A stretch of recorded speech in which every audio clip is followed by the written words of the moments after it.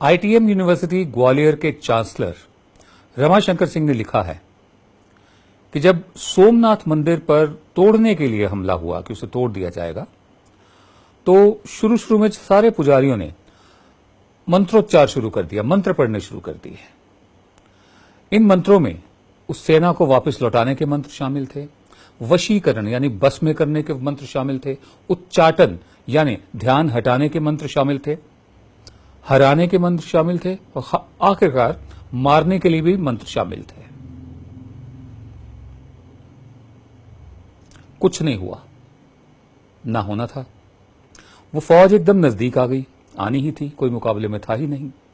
तब सारे पुजारी मंदिर के अंदर के गर्भगृह में इकट्ठे होकर पूरे विश्वास से ज्योतिर्लिंग साक्षात शिव स्वरूप भगवान से कातर भाव से, बेचारगी से सस्वर गाकर मंत्रोच्चार करने लगे, मंत्र पढ़ने लगे कि हे भगवान आप प्रकट हो, तीसरा नेत्र खोलकर ये जो सेना बाहर आई हुई है इसको भस्म कर दें। कुछ ही समय वो सेना मंदिर में प्रवेश कर गई। बाकी इतिहास है, आप सब जानते हैं, ठीक है ना। और आजादी के बाद केंद्र सरकार ने सोमनाथ मंदिर का जीर्णोद्धार किया और आज वो इस रूप में विराजमान है। मैं आपको एक कहानी क्यों सुना रहा हूं? सेना मंदिर को तोड़कर चली गई, मंत्रों में जो ट्रेंड थे, दीक्षित थे, सारे पुजारी ब्राह्मण मारे गए।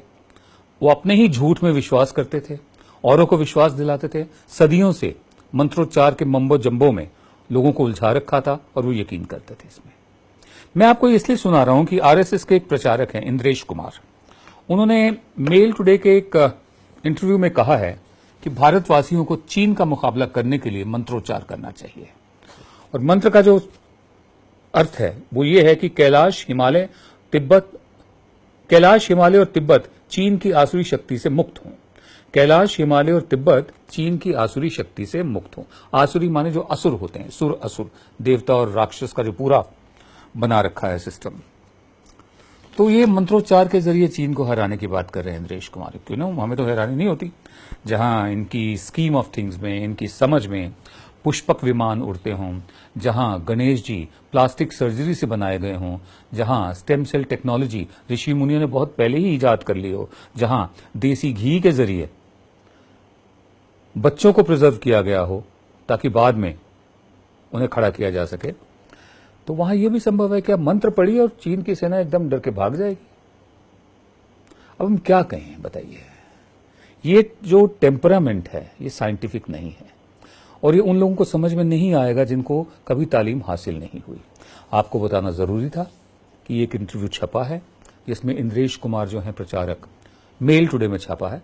वो कह रहे हैं कि मंत्रोच्चार से चीन की सेना को भगाया जाए, इससे भारतीयों में भी स्फूर्ति, ऊर्जा, विश्वास और तेज बढ़ेगा। तो चाहे वो हिंदू हो, चाहे मुसलमान हो, चाहे सिख हो, चाहे ईसाई हो, वो इस मंत्र का जाप करें जो भूटान की सीमा पर इस वक्त जो चल रहा है, चीन के साथ हमारा स्टैंड ऑफ चल रहा है, eyeball to eyeball, मंत्र से अपने आप खत्म हो जाएगा, उनका ये मानना है। आप क्या मानते हैं? सोचिए।